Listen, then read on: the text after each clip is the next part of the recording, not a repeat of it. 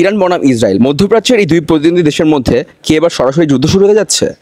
Last কয়েকদিনে আমরা কিন্তু দেখলাম যে ইরান ইসরায়েল চরম উত্তেজনাপূর্ণ হয়ে যাচ্ছে, এবং ইরান একদিক দিয়ে যখন ব্যালিস্টিক মিসাইল পাঠাচ্ছে ইসরায়েল সিমিলারলি তেহরানে পাঠাচ্ছে, তেল আবিবেও কিছু মানুষ মারা গেছে, অ্যান্ড এদিকে ইরানও মারা যাচ্ছে। এবং লাস্টলি আমরা যেটা শুনতে পেলাম ইউএসের কিছু ড্রোন হামলা হয়েছে ইরানের কয়েকটা শহরের উপরে, এবং যার ফলে অনেক মানুষ মারা গিয়েছে।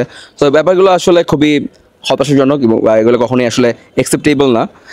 সো আমরা যদি একটা সামারি দিতে চাই যে মধ্যপ্রাচ্যে এই দুই প্রতিনিধি দেশের মধ্যে অলরেডি একটা যুদ্ধ শুরু হয়ে গেছে, যেটা আমরা দেখতে পাচ্ছি যে যেখানে Hezbollah, Hamas, drone attack, nuclear হুমকি সব মিলে একটা ভয়ঙ্কর পরিস্থিতি।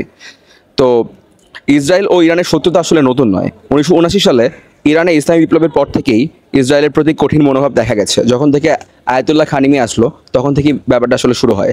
ইরান সবসময় ফিলিস্তিনিদের পক্ষে ছিল এবং ইসরায়েলকে দখলদার বলে এসেছে। অন্যদিকে ইসরায়েল চায় না যে ইরান নিউক্লিয়ার পাওয়ার হোক, যেটা ইসরায়েলের অস্তিত্বের জন্য একটা হুমকি।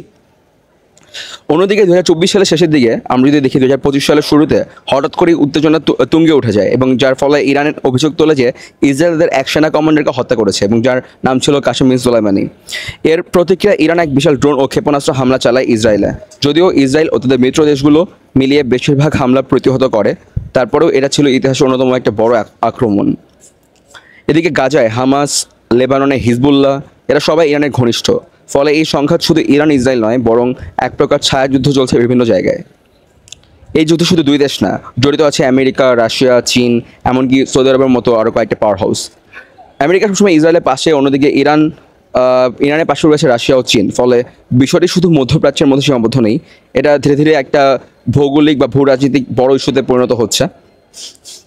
অনেকে ভাবছে এবার হয়তো সরাসরি যুদ্ধ হবে, তবে বিশ্লেষকদের মতে দুই পক্ষই জানে যে সরাসরি যুদ্ধ ভয়াবহ পরিণতি ডেকে আনে। লাখো লাখো মানুষের মৃত্যু হতে পারে, তেলের দাম বাড়বে, বিশ্ব অর্থনীতি যার ফলে কাঁপবে। তাই তারা এখনও প্রক্সি ওয়ার বা হাওয়া যুদ্ধের পথেই মেনলি এগোচ্ছে। Last of all, Iran Israel যুদ্ধ শুধু দুটি দেশের বিষয় নয়, এটা পুরো বিশ্বকে প্রভাবিত করতে পারে।